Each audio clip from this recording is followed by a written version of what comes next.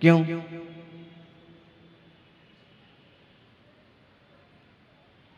अब इन्हें कुछ भी याद नहीं रहता। इनसे इनका नाम पूछो तो इनको इनका नाम भी पता नहीं है। ये कहाँ रहते हैं, इनको अपना पता नहीं है कि कहाँ रहते हैं। बेटे कौन हैं, ये हमको भी नहीं पहचानते। बोलो, इतनी किताब लिखने वाले का ये हाल हो सकता है? हमने एक बार उनको समझाया कि भाई ये छायोपसमिक ज्ञान है। एक समय था कि इतना लिखते थे, इतना बोलते थे, इतना प्रवचन करते थे, ऐसे शोध निबंध लिखते थे, और आज अपना नाम भी भूल गए।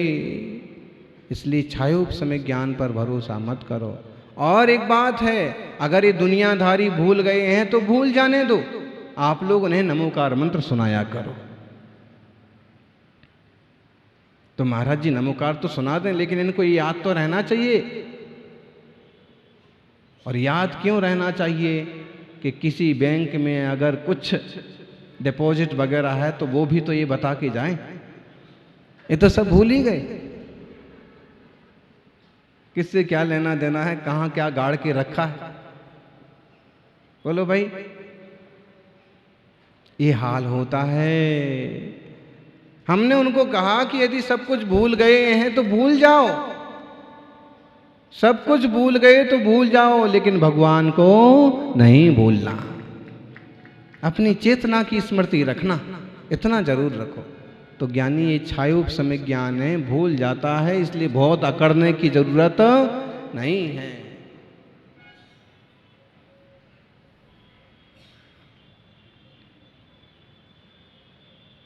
घटता रहता है, बढ़ता रहता है। तपस्वी सम्राट गुरुवर सन्मति सागर जी ने बहुत सारे ग्रंथ हमको कंठस्थ करवाए, लेकिन उन्होंने जब कंठस्थ करवाए तो हमें कंठस्थ हो गए, याद रहे। अब आज हम उस पर विचार करते हैं तो मालूम पड़ता है कि उसमें से कई सारी गाथाएं, कई सारे ग्रंथ तो भूल गए, कई याद हैं।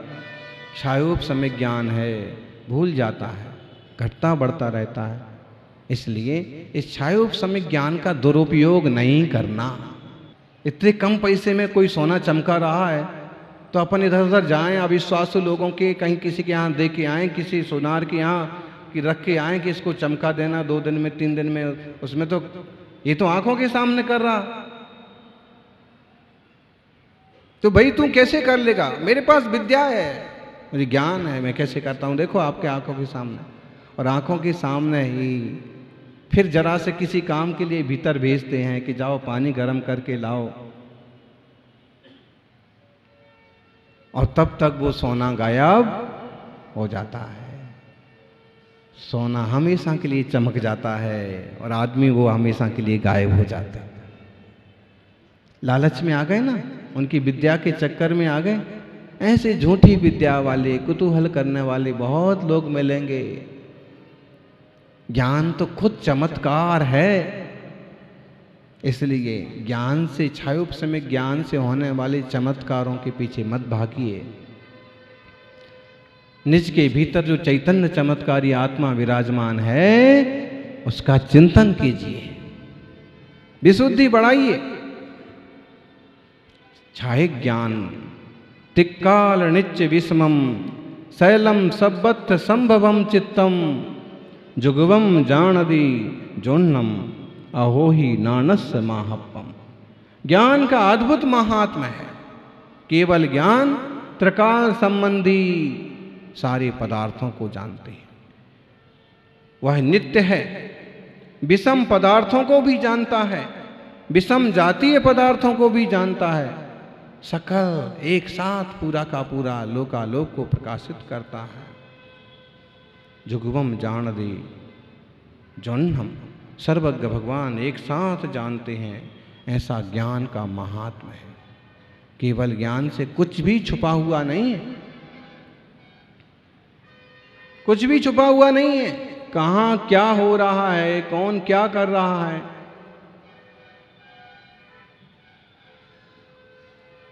दर्पण के समान सब कुछ झलकता है, लेकिन वो वीतरागी भगवान किसी को कुछ बोलने के लिए नहीं आते हैं, किसी से कुछ नहीं कहते हैं। ये तो रागी द्वेषी जीव की ही परिणति राग द्वेष में होती है।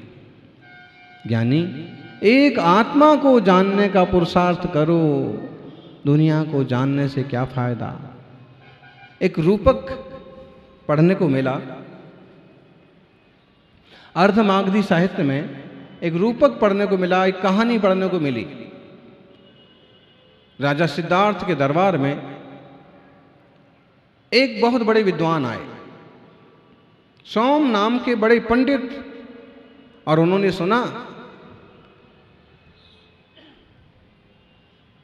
सुन रखा था वर्धमान महावीर के बारे में।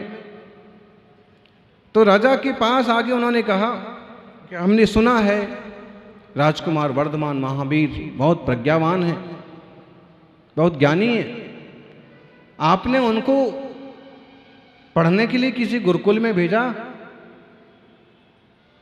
किसी विद्वान को उनको सानिध्य दिलाया। राजा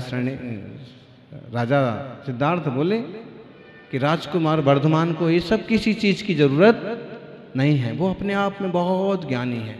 देवता लोग भी आकर के उनकी ज्ञान की महिमा गाते हैं। सोम को आश्चर्य हुआ, बरसों बरस के अभ्यास से मुझे जितने शास्त्रों का ज्ञान हुआ, निश्चित है कि राजकुमार वर्धमान को उससे कुछ कम ही ज्ञान होगा। उन्होंने महाराज सिद्धार्थ से कहा कि हम राजकुमार वर्धमान से कुछ चर्चा करना चाहते हैं, कुछ पूछना चाहते हैं, कुछ पढ़ाना चाहते हैं। महाराज सिद्धार्थ ने कहा कि राजकुमार वर्धमान को पढ़ाने वाला तो कोई इस दुनिया में पैदा नहीं हुआ, वो स्वयं बुद्ध हैं। फिर भी आप चाहें तो उनसे बात कर लें, मिल लें। कहते हैं उद्यान में वर्धमान राजकुमार बैठे हैं और सोम ने जाकर के उनसे कहा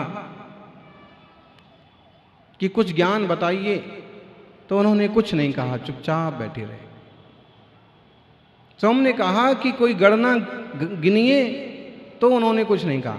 सोम ने कहा मैं आपको कुछ पढ़ाता हूं, आप पढ़िए। तो वर्धमान स्वामी हल्का सा मुस्कुराए और सोम विद्वान ने कहा कि बोलो वर्धमान एक। वर्धमान बोले एक। बोलो वर्धमान दो। तो वर्धमान बोले अब रहने दो। सोम ने कहा कि क्यों रहने दो? 2 के बाद 3, 3 के बाद 4, 4 के बाद 5, 5 के बाद 6, 6 के बाद 7, 7 के बाद, ये तो पूरा गणित है, आपको एक के आगे कुछ नहीं आता क्या? वर्धमान ने कहा जे एगम जाने ते सबम जाने। वर्धमान ने कहा जो एक को जानता है वो सबको जानता है। और उनका मतलब था कि जो एक अपने चैतन्य आत्मा को जानता है, जो स्वस्वरूप को पहचानता है, स्वसंवित्ति के बल पर स्वरूप का आनंद लेता है, उसे कुछ और जानने की जरूरत नहीं पड़ती। उसका ज्ञान इतना पवित्र होता जाता है कि अपने को जानने वाला लोकालोक का ज्ञाता बन जाता है। ऐसा पवित्र मार्ग जिन शासन का मार्ग है। जिनवाणी कह रही है कि ज्ञान तो अद्भुत है, और जो छाय ज्ञान है वो एक साथ सब पदार्थों को जानता है, नित्य है, क्षायक है, सर्वगत है, और वह ज्ञान किसी पदार्थ को पकड़ता नहीं है। अपन तो थोड़ा सा जानते हैं, उसको पकड़ने के लिए दौड़ पड़ते हैं, वस्तुओं का पीछा करते हैं। लेकिन राजकुमार, क्या कहा राजकुमार वर्धमान ने? वो कहते हैं कि और को जानने की जरूरत नहीं है, तुम एक को जानो। और एक को भी किसको? दूसरे को नहीं, एक को भी किसको जानना है? बोलो ज्ञानियों, जयपुर की आत्माओं, एक को जानना है तो किसको जानना है बोलो? एक को जानना है तो स्वयं को जानो ना। स्वयं ज्ञानमय आनंदमय स्वभाव को जानो तो सब कुछ जान जाएंगे। क्योंकि यह जो ज्ञान है ना, यह ज्ञान केवल ज्ञानी का ज्ञान जो है ये नया बंध कराने वाला नहीं है, पदार्थों को पकड़ने वाला नहीं है। न भी परिणमति न गिन्हति, न भी परिणमति न गिन्हति, उपपज्जति नेव तेषु अट्ठेषु, जानन नविते आदा अबंध गो तेण पन्नत्तो। आप कहोगे कि हम संसारियों को बंध हो रहा है, अरहंतों को क्यों नहीं हो रहा? वो भी तो संसार में है, ध्यान रखना।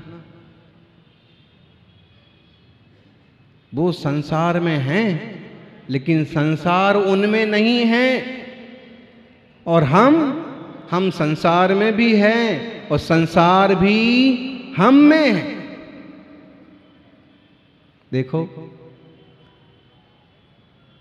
पानी में नाव रहे तो कोई तकलीफ की बात नहीं है। क्यों तकलीफ की बात नहीं? क्योंकि पानी में भी रहेगी नाव तो भी तैरती रहेगी और तैर तैर करके कहीं भी पहुंच जाएगी किनारे पर, डूबेगी नहीं। पानी में नाव रहे तो कोई दिक्कत की बात नहीं, लेकिन नाव में पानी भर गया तो दिक्कत ही दिक्कत है। अरहंत भगवान बीतरागी मुनि वैसे हैं कि पानी में नाव है, और संसारी ग्रस्त ऐसे हैं कि नाव में पानी है। नाव में पानी है तो क्या होगा बोलो जी? हैं? नाव में पानी भरता जाएगा तो नाव डूब जाएगी। बुद्धिमानी इसी में है कि नाव में पानी ना भरे।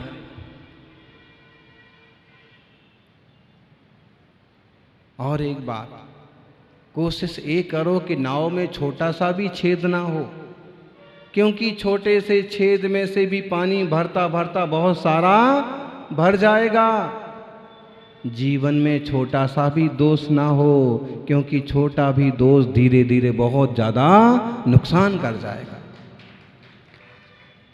नाव में छोटा सा छेद भी धीरे धीरे इतना पानी भर जाएगा कि नाव डूब जाएगी। और एक बात, छोटे छेद में से पानी आते आते कभी छेद भी बड़ा हो जाएगा। समझ रहे हैं ना बात को?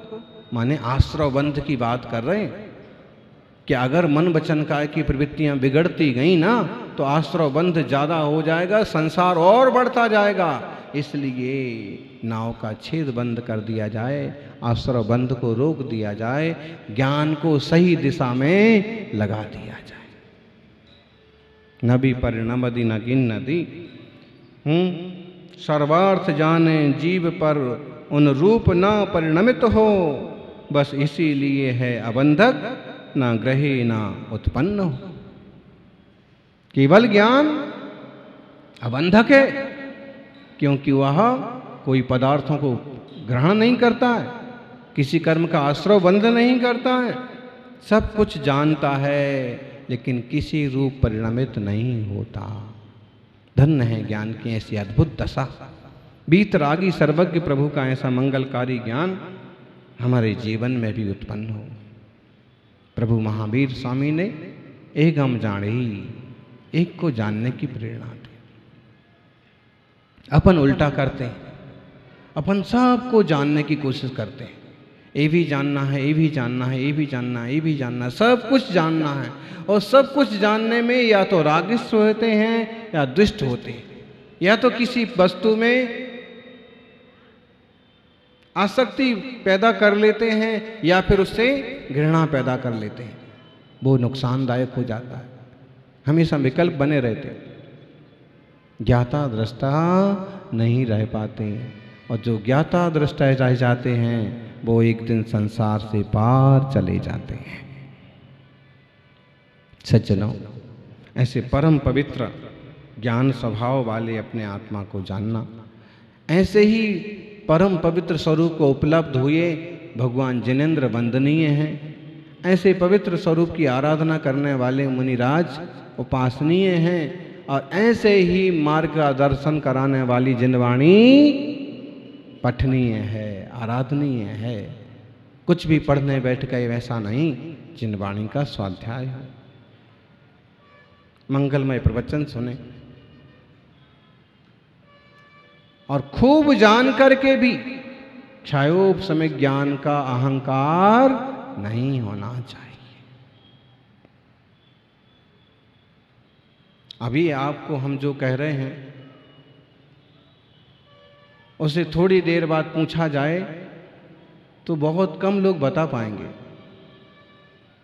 कौन से शास्त्र हैं। तो बोले कि पता नहीं, कोई कुंद स्वामी का कोई शास्त्र है। कौन सा है? थोड़े लोगों को याद रहेगा, प्रवचन सार भी है, समय सार भी है।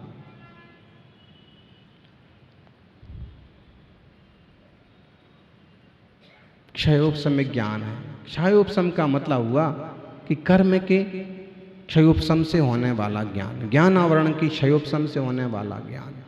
ज्ञान हमारा स्वभाव है। जैसे पानी का स्वभाव निर्मलता है, वैसे जीव का स्वभाव ज्ञायकता है। लेकिन कीचड़ मिल जाता है तो अच्छा पानी भी मैला कहा जाता है। ऐसे ही आवरण मिल जाने से यह पवित्र ज्ञान भी अज्ञान कहा जाता है।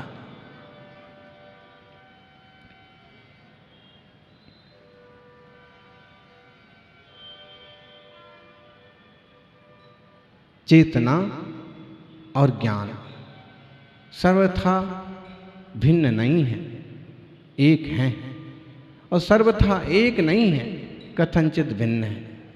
लेकिन ये निश्चित समझिए कि दोनों किसी समवाय संबंध से नहीं जुड़े हुए हैं, अपितु जो चेतना है वही ज्ञान है, और जो ज्ञान है वही चेतना है। देह अलग हो जाएगा लेकिन आत्मा से ज्ञान अलग होने वाला नहीं है। इसलिए कर्म और नो कर्म से भिन्न चैतन्य द्रव्य को जाने। और जिनने इस परिपूर्ण दशा को उपलब्ध किया है, ऐसे देव शास्त्र गुरु बीतरागी अरहंत परमात्मा की आराधना करें, से मंगल होगा।